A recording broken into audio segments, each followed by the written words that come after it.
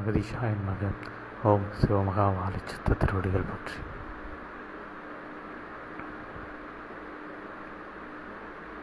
திருவெண்ணீற்றின் மூலமாய் பிணி நீக்கும் உயர்பணி செய்கின்ற உயர்படகனாய் அவதரித்திருக்கின்ற தன்வந்திரியின் உயராற்றலும் உள்ளுக்குள் தம் உயிராற்றலோடு சூட்சமமாய் கலந்து வைத்திருக்கின்ற சிவமகா வாலிச்சித்தனே திருவெண்ணீற்று உமையம்மை என்று அழைக்கப்படுகின்ற தேவியாய் சிவலோகபுரம் என அழைக்கப்படுகின்ற ஓர் தலம் இருக்கின்றது.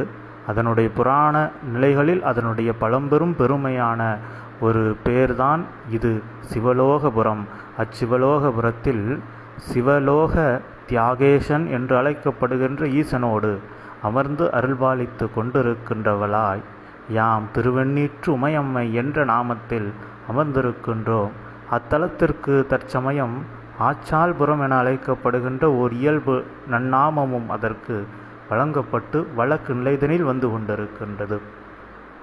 அருள்நிலை ஆற்றலோடு இறைகணங்களெல்லாம் சூழ்ந்திருக்கின்ற அத்தலத்தின் ஆற்றலும் இத்தலத்தின் ஆற்றலும் ஒன்றிணைகின்ற ஓர் ஆசியாய் இவ்வாசியது மாறி நிற்கின்ற உயர் தருணமாய் இத்தருணத்தை மாற்றிய சித்தனே அகமாற வாழ்த்துகின்றோம்.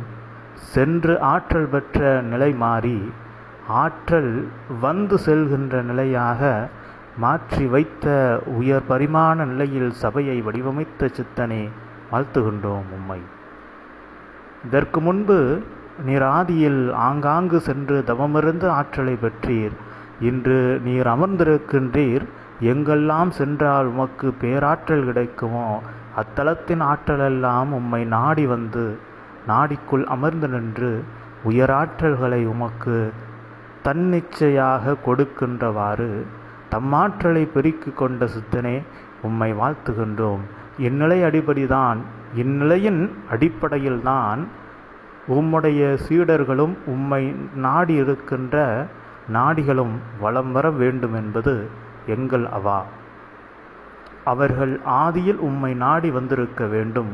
பின்பு அவர்களுக்குள் ஆற்றலானது தன்னிச்சையாக செல்கின்றவாறு நீரும் அவர்களும் ஒன்றாக இணைந்து செயல்படுகின்ற நிலையாக மாறி இருக்கின்ற அத்தருணம் வர வேண்டும் என்ற நிலையே எங்களுக்கான அவா நிலை. அவ்வவா நிறைவேறுகின்ற பொழுது நிச்சயமாக இன்று எவ்வாறு உம்மை வாழ்த்த உம்மை தேடி நாங்கள் வருகின்றோமோ அதுபோல் உம்முடைய ஆற்றல் உம்முடைய சீடர்களை தேடி தானாக சென்று சேரும். அது சூட்சமத்தில் ஒவ்வொரு பூஜைகளிலும் நிகழ்ந்த பொழுதும் இனி வருங்காலங்களில் இயல்பு நிலையாக தெரிவதாக மாறி இருக்கும். இதற்கு முன்பும் இவ்வாற்றல் உமக்கிருந்தது சித்தா. உம்மை தேடி வந்து ஆசிகள் வழங்கிச் செல்வார்கள் சித்தர்களும் தேவர்களும். இருந்த பொழுதும் அவை யாவும் சூட்சமத்தில் நடக்கும், இயல்பில் தெரியாது. இன்று இயல்பில் ஒரு நூலிலிருந்து உரைத்து அந்நிலைக்கின் மூலமாக உமக்கு உணர்த்தப்படுகின்ற நிலையாக இது அமைந்திருக்கின்றது. இனி வருகின்ற காலங்களில் இதனைவிட உயர்நிலைகளெல்லாம் நிகழும். பொறுமையாக காத்திருந்து பார்த்தால் போதும். பக்குவமாக யுகமாற்றமது பார்ப்பதற்கு மிக எளிய நிலை போல்தான் தெரியும். சித்தா, எவ்வித உயர் பணிகளும் இயல்பில் தேவைப்படாது. மிக எளிய நிலை பணிகளிலேயே சபையானது உயர்ந்துவிடும். மிக மிக எளிய நிலைகள் வருவார்கள், சபை பெற்று விடுவார்கள், உயர்நிலை கொண்ட சீடர்களாக அமர்ந்து விடுவார்கள். அனைவரும் எவ்வித போராட்டங்களுமின்றி சித்தனை ஏற்றுக்கொள்கின்ற நல் தெளிவு மனப்பான்மையோடு மனதிற்குள் எவ்வித மாற்று கலக்க நிலைகளையும் வைத்து கொள்ளாது வந்து சேர்கின்ற உயர் மாந்தர்களாகவே இப்புண்ணிய யுக மாந்தர்கள் உம்மை வந்து நாடி நிற்கப் போகின்றார்கள் என்ற நிலையை கண்டிருக்கின்றோம். அதற்கு ஏற்றாற்போல் ஆற்றலையும் பகிர்ந்தளித்திருப்பதை கண்டு அகமகிழ்ந்து உம்மை வாழ்த்துகின்றோம் சித்தனே. காலத்தினால் ஒருவருக்கு ஒரு குரு வாய்ப்பதென்பது மிக மிக அரிது. தாம் யார் என்று காட்டி கொடுக்கின்ற ஒரு குரு, தன்னிலை எதுவென்பதை உணர்த்துகின்ற ஒரு குரு, அவர் பின்பு தன்னிலை எதுவென்பதை அவனுக்கு உணர்த்தி அவர் நிலைதனையும் அவனுக்கு உணர்த்தி பின்பு இருவரும் உயர்நிலை எதுவென்பதை நோக்கி பயணிக்கின்ற நிலை இருக்கின்றதே. இதுவே ஒரு குரு சீடனுக்கான உயர் நிலை கொண்ட தொடர்பு. இந்நிலையின் அடிப்படையில்தான் இத்தனை யுகங்களாக குருவும் சீடர்களும் இருந்தார்கள். குரு சீடனை தேர்ந்தெடுப்பார். எப்பொழுதும் சிவசபையிலும் அதுதான் நடந்து கொண்டிருக்கின்றது.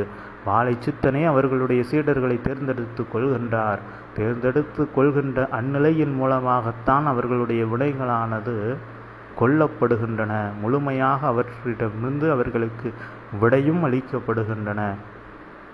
அவையாவும் வெளிநிலைக்கு தெரிவதற்கு சில காலங்கள் ஆகும். சபையே வெளிநிலைக்கு தெரிவதற்கு இத்தனை காலங்கள் வலுவான பாதுகாப்பை சூட்சமத்தில் ஏற்படுத்திய பின்பே வெளிக்கொணர் வந்த நிலை. அதுபோல் உம்முடைய உயர் சீடர்களையும் சரியான பாதுகாப்பு வளையம் இடும் வரை வெளிகாட்டாது அமைத்து அமர வைத்து சரியான பாதுகாப்பு அரணது அமைத்த பின்பே வெளிகாட்டுவோம் என்ற ஒரு சூட்சம சபதமதை மேற்கொண்ட சித்தனை அதற்கு உம்மை வாழ்த்துகின்றோம். இந்நிலையடியின்படியே இந்நிலையின் அடிப்படையில் ஒவ்வொரு அடியாக பல நூல்களையும் வார்த்தெடுக்கப் போகின்றீர், பல சீடர்களையும் வார்த்தெடுக்கப் போகின்றீர், பல உயர் கிளை சபைகளுக்கான உயர் முறைகளையும் உரைத்து நீர் வழிநடத்தப் போகின்றீர். அனுதினமும் சிவசபை என்றால் இவ்வுலகத்தில் அன்பும் ஆதரவும் மட்டுமே நிற்கின்ற உயர் சபையாக இருக்கும். அங்கு சென்றால் யாம் நிம்மதியாக இருக்கலாம் என்ற ஒரு நிலைக்கு இக்கலியுக மாந்தர்கள் யாவரும் புண்ணிய யுக மாந்தர்களாக அன்பில் தலைத்தவர்களாக மாறி நிற்கின்ற இத்தருணம் அதற்கான சுவடுகள் தொடங்கிவிட்டன. சபையில் அதற்கான சூட்சம பணிகள் விரைவாகவும் தொடங்கிவிட்டன. மிக மிக குறுகிய சொற்ப காலங்களில் பல நிலைகளில் உயர்த்துகின்ற நிலையாக சபையின் ஆற்றல் வெளிப்பட்டு நிற்கப் போகின்றது. சித்தன் எவனென்று இவ்வுலக மாந்தர்கள் அறிந்து தமக்குள் இருக்கின்ற அகங்கார நிலைதனை அறிந்துவிட்டு சித்தனை அரியாகவும் ஏற்று அரியை மட்டுமே ஏற்றவர்கள் கூட சித்தனை சிவமாகவும் அரியாகவும் ஏற்று வந்து வணங்குகின்ற காலங்கள் விரைந்தோடி வருகின்ற நிலையாக மாறி நிற்கப் போகின்றது. அதற்கு யாவற்றுக்கும் சற்று பொறுமையோடு காத்து நின்று அக்காலம் கனியும் வரை காத்து நின்றால் போதும். காலம் கனிய வேண்டும். காலம்தான் அக்கனிவு நிலை வரும் முன்பு ஒரு பழம் முழுமையாக பழுக்கும் முன்பாக அதனை எடுத்து நின்றால், அதனை எடுத்து பயன்படுத்த நிலை என்றால், அது பிஞ்சி நிலைதனில் அது ஒரு சிறு காயாக பிஞ்சாக இருக்கின்ற பொழுது அது பழுத்த பழத்தின் சுவைக்கு வர வேண்டும் என்று அவாகொண்டு எடுத்தால் அது பிஞ்சியிலேயே மீண்டும் பழமாக முதிர்வடையாது. அது பிஞ்சியில் எவருக்கும் பயன்படாது, அழிந்துவிடும். அந்நிலை அதுபோல் முழு நிலை பழமாக மாறும் வரை பொறுத்து அக்காலம் கனியும் வரை காத்து நின்று அதில் வருகின்ற தேன் சுவையையும் மிஞ்சிய அக்கனி சுவைதனை உண்ணுகின்ற அந்நிலை அது உயர் பலனாக யாவருக்கும் கிட்டியிருக்கும், அது சபைக்கும் கிட்டியிருக்கும் என்ற நிலைதனை பொறுமையாக எடுத்துரைக்க ஆற்றல் கொடுத்து அமர வைத்த சித்தனே, அகமாற திருவெண்ணீற்று உமையம்மையாய் உம்மை வாழ்த்தியதில் ஆனந்தம் கொண்டு அமர்கின்றோம். உம்மை வாழ்த்தி சித்தன். ஓம் அகதீஷாய நமக. ஓம் சிவமாக வாழச்சித்திரத்தில் போற்றி.